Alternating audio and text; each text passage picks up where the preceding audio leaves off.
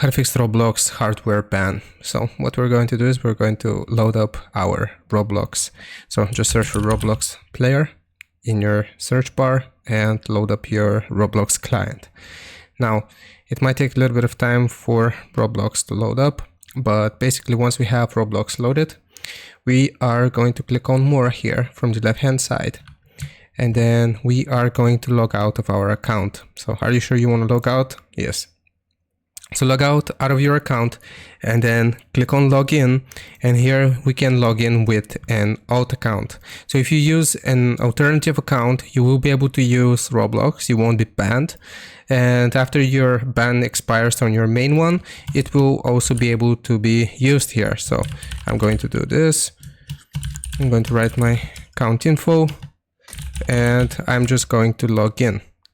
And that's basically how you do it. I hope this helps you out. Leave a like and sub, and I'll see you next time.